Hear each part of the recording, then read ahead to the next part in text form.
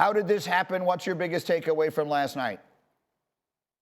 Yeah, last night Josh Allen was a monster. Now, there were moments that were scary, mainly that first interception that he throws when he gets all-out pressure. But, Greeny, you said it, 412 yards on the road, number 2 seed on the line. And I do think that you saw him a little unsettled early on. And then in the second half, he settled down big time. His eyes started to be a little bit more calm. His feet started to be a little bit more calm. And we saw him kind of take over the football game. And Dom said that third down scramble, play the game. There's no question that that's the play of the game. Really, the biggest difference is the defense. You know, the defense early on was slow. It was hesitant. They didn't get any penetration versus the Dolphins' run game. Watch the second level of these guys, okay? This is that outside perimeter toss. That middle linebacker's freezing right there. This is called a freeze toss. Now what happens is you allow everybody on the front side to kind of capture their blocks. And those backside pursuit guys, Rex and Dom know so well, they're really the guys that have to go make those tackles. In the first half, neither of those guys did. Second half, it got a lot better when it came to their lack of hesitation and going after. This is, again, in the first half, everybody playing real slow on the defense for Buffalo, block on block on block on the perimeter. And like I said, in the second half, you saw their second level, Taron Johnson and the linebacker group, no longer wait and play downhill. Watch Taron Johnson on this clip shoot the gap. He didn't do that in the first half. And that was the real big difference between, you know, in the first half, Miami having success offensively and in the second half being swallowed up. Rex, you love Josh Allen. You have from the moment that he was drafted. Candidly, and look, I mean, everyone knows the Josh Allen stuff I've been doing. The last 3 weeks have been a little up and down. He said after the game last week against New England to our Kimberly Martin, he said, I threw the ball like crap. Last night he had the terrible interception early in the game, but he makes the plays that they need. How dangerous this Buffalo team as the 2 seed in the AFC? They're going to be really dangerous, and the reason they're hosting playoff games. Yep. Nobody wants to go to Buffalo. You're going to take a team from the South going up to Buffalo at that time. This guy right here is one of the greatest players in the history of the game, one of the most talented guys. This is a Hall of Fame quarterback. The first time in NFL history he's combined for over 40 rushing and passing touchdowns. The only guy to ever do it. And that's where I was like, oh, we always say, oh, he made a mistake. Who cares? Your team stinks without this guy. The guy is an amazing player. And Dominique, to your thing. How about that play? Yeah. It's ridiculous. Nobody makes that. One player 13, on the planet makes that play, and it's Josh Allen. So to me, the guy, anytime you have the best player on the field, you have a chance. Go ahead, Danny. I mean, Greeny, this year accounts for 4,600 yards and 44 touchdowns. And that's, everyone constantly talks to me about some of the turnovers. Yes, because he accounts for so much offense. Look where he gets hit on this play. Look, he gets hit by Christian Wilkins, 4 or 5 yards short of the first down marker. Christian Wilkins, first of all, should have been a Pro Bowler at defensive tackle, and he runs through him and then 3 other Dolphins. So, again, that first interception, bad decision by Josh Allen. Second one, I agree with Dom. He's thrown it up. And then the fumble, Wilkins makes a great play, what I'd like to have. This guy, is Buffalo's scariest team in the AFC outside of Baltimore? Yes. Why? Josh Allen. It sets up nicely for them here. If you look at it, they play Pittsburgh, no disrespect intended, but I don't think anyone is terrified of the Steelers, who also have T.J. Watt hurt. And then they will get the winner, assuming they win that game, of Houston-Cleveland. This feels like a very nice road for Buffalo to make a run to the championship game. Cleveland's going to be a tough one. Houston could be good depending on how well C.J. Stroud plays. But I agree with these guys, and we've all said the same thing. I think we make a straw man out of the Josh Allen turnover stuff, but this team is only as dangerous as Josh Allen is. And they could be bad on certain weeks, and it's because Josh Allen is bad on those weeks. But they can be great. And there's no team, I think, in football that when Josh Allen is on, they can't beat, because he's a coach's best friend. You don't have to call a good play. Right. He'll fix it for you. And sometimes when you do call a good play, he might fix that too. And we'll get to the Miami side of this as well. I mean, what a terror. The Dolphins, who had everything sitting there, had such a magical season, and it isn't over. They'll get their chance in Kansas City this week, but the injuries really hurt that team. Games from yesterday, and Dan, I'll start with you. Jordan Love and the Packers clinched the final playoff spot in the NFC. What are your thoughts? Yeah, I think there'd be 2 quarterbacks in the NFC right now that I would definitively take over Jordan Love going into the playoffs.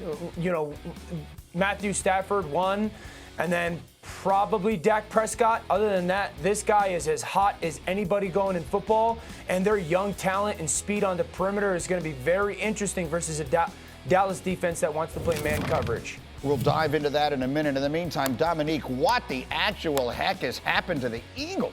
Man, they're falling apart. And I think last week it was easy just to blame it on the defense. The defense was bad this week also, but the offense was just as bad. They hurt the team as much as the D. And the injuries that are piling up, from Jalen Hurts' crooked finger to A.J. Brown's knee, they are looking at Julio Jones as their best receiver at this point. Devontae Smith wasn't playing well. It's ugly for them. It's a mess. And then, Rex, the Cowboys, it's all sitting there for them as the 2 seed in the NFC. Yeah, it absolutely is. This is the best chance at a Super Bowl that this franchise has had in years. And why? Because you're hosting playoff games. At least 2 playoff games if you keep winning. And that's why that win over Detroit is so monumental. They get to play at home. This team has won 16 straight games at home. And Dak Prescott, oh my God, is he playing unbelievable, especially at home. So to me, yeah, they're a real problem. So here's what it brings to us. Here's the AFC picture. Saturday and Sunday, Dolphins, Chiefs in Kansas City. They're expecting temperatures around 0. The Sunday NFC games, Mike McCarthy's Cowboys and the Packers. And then Matthew Stafford in Detroit. And I can hear Dan already chuckling. That is about as rich a storyline as we've seen in any playoff game in a really long time. We will have Eagles-Bucks capping things off Monday night on ESPN and ABC. So let's dive deeply into all of this. Let's get a little bit more in-depth into that. The Dallas Cowboys, like almost every team in the league, maybe besides Baltimore and San Francisco, the season's been up and down. Right? The moments they look great, moments we were ready to give up on them. At this moment, do they look like, aside from San Francisco, the best team in the NFC to you? Yeah, absolutely. They do. And they absolutely do. And, of course, I'm going to say Detroit also. Okay. But I think Dallas at home, one thing we talk about the ups and downs, they haven't had that at home. That's true. There's 16 straight wins at home. And this team is built to play at home. They're built to play with a lead. Dak Prescott's been almost perfect at home. So to me, yeah, they're a major problem. They're a major issue. Dan, they're playing the house money Packers, and I say it that way because Green Bay is playing. This was a team that did not look like a playoff team midway through the season. As you point out, this is a young and ascending Jordan Love, who's maybe a year ahead of schedule on this. All those young players on the offense. But I've got a little birdie whispered in my ear. Dan thinks Green Bay is going to make this very, very tough for Dallas this weekend. Absolutely, because everything that Dallas struggles with, mainly on defense, Green Bay majors in. And that's going to be the real matchup that we're going to have to pay attention to in this game. Green Bay's offense, play action pass, motion, attack man coverage. They're going to motion the receiver to an extended bunch, those 3 guys together, play action underneath. They want speed down the field. Now we're going to affect those second-level defenders. We're going to get them with the play action and the tight end coming on the shallow cross. Jaden Reed, everybody, get ready to hear his name this weekend. You heard it a little bit yesterday, national television, that big in-breaking. That's how they get all those big explosive plays. Down in the red zone, you're going to get, again, a little bit of motion. Jordan Love, play action. We're trying to get people vertical, slip someone into the flat if he's not there. Look at Reed at the line of scrimmage. Touchdown. Beautiful job of winning versus man coverage. Greeny, this is a football team offensively that is going to put Jordan Love under center. They're going to use a ton of motion. They're going to use a ton of play action pass. That is everything that Dallas struggles with defensively. Great defense, but they are going to challenge Dallas in every facet coming this weekend.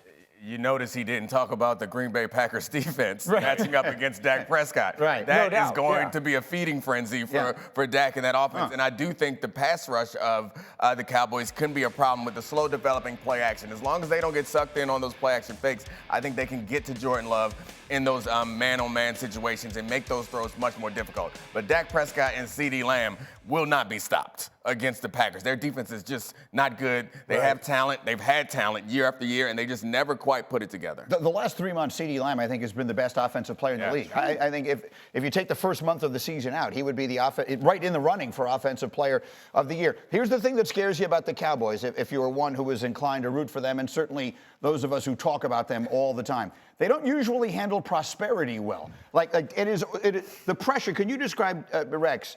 You go in as the Packers. No one expected you to be there. You're young. Your future is ahead of you. You go in as Mike McCarthy and this Cowboys team. Now everything has been handed to you. You've got home field. Everyone's talking about, oh, this is finally the year, the first time since the mid-'90s. Yeah. That's a little different feel. How does that pressure, do you think, affect the Cowboys? Well, it's pressure, but you got to embrace it. You're sitting back there going, we are playing at home. Yeah.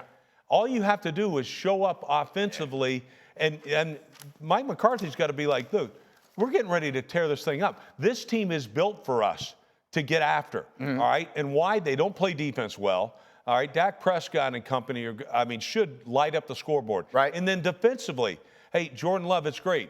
Yep, and when the protection holds up and you're able to run that play action, you're in the run game. To me, the run game's key for Green Bay. Right. If they end up taking that run away from the Packers, that pass rush will light up Jordan Love and company. That's my opinion. All right, Dan, give me a quick final thought because I want to get to the Eagles here. Danny, go. Many of us would be shocked if Dallas can slow down this run game because Green Bay's very good at it. I would say this, the biggest question mark I have in the opposite matchup with this is Dallas's health offensive line-wise. Tyron Smith, Tyler Smith, how healthy are those guys? And then also, what's Stephon Gilmore's health? Because he came out of that football game yesterday, hopefully not a big deal, but with the young speed and talent that Green Bay has on the perimeter, that's going to be something to pay attention to. What? The Eagles were 10-1. Yeah. How did we get here? Well, it was an awful 10-1, and we said they lacked a knockout punch. Yeah. All that we've been talking about it forever. All right, here's what happens. Like this team, to me, is in danger of rolling off the cliff. They look like a big boulder right now, and when you roll off the cliff with a big boulder, it doesn't stop until it hits rock bottom. Yep. They're well on their way, and I'm going to tell you why. This is what happens when you make poor decisions on your defensive coordinator. Number one, that was a disaster. All right, bringing in a guy there, Sean Desai, with very limited experience and struggling. And Matt Patricia, by the way, last time we saw him coaching the defense, they were 32nd in the league in Detroit. Yep. All right, so that's a mistake, clearly a mistake. On offense, that's, to me, the biggest surprise. All right, I had no idea they would miss Shane Steichen as much as they do. Well, we can understand it now a little more when we see the body of work Shane Steichen's done with Indianapolis. When we lost him, that's been huge as well. No team runs less motion than the Philadelphia Eagles. All right? They don't challenge you mentally, defensively. Domonique, you know what I'm saying? It's like crazy. And they got blitzed a bunch, and they didn't seem to have answers, which is going to be a problem against Tampa Bay because Todd Bowles is going to blitz you. It was an issue last night in that game. Also, on the other side of the ball, they played man coverage, and somehow Saquon is wide open, seemingly uncovered. They play zone, and Tyrod Taylor is manipulating him with the threat to run, opening up big holes in their defense, and they're not getting that defensive line domination that they expect. Like, this team looks bad. Like, not medium. They look bad. That's right. So, Dan, that's really the question I'm asking. It's one thing for a team to go through a little bit of a slump. It's another thing for Rex to say, well, they didn't look great at 10-1. Whatever it is, they were in the Super Bowl last year. They were 10-1 2 months ago. And right now, they genuinely look like the worst team in the NFL. If you watch them play, no one looks worse than they do. Dan, how do we explain it? Well, I would rank them 7th for the NFC going into the playoffs. And I would expect them to go on the road and lose versus Tampa, the way that they're playing. How do you explain it? Well, go to the first snap of the game defensively for Matt Patricia. He takes Hassan Reddick, who is their best player, and he doesn't rush him. He drops him into coverage. That's one of the dumbest things I saw this weekend. You're taking your best player on the first snap of the game. Hey, let's set the tempo. Let's send a message. Dude's in coverage. It happens way too often. Dom kind of talked about offensively. Offensive line got whooped. The right guard is struggling. There's no plan for pressure. This is a football team that was one of the most embarrassing defensive performances I've seen from them in years. They made the New York Giants look like the Baltimore Ravens on offense in every facet. They have way more questions than they have answers. And it's starting to get really, really loud around this organization and football team. And it's shocking that in 6 or 7 weeks, they went from essentially a 1 seed to now likely going on the road and having to play their best game in 2 months to win. Yeah. There's no question they're going on the road. I know what you mean by it. They're going to Tampa. If this thing ends, I mean, the drumbeat around Nick Sirianni and everything else, a guy who was in the Super Bowl and was the toast of the league Crazy. a year ago. It is just a wild turn of events. We'll have much more on the Eagles as we go.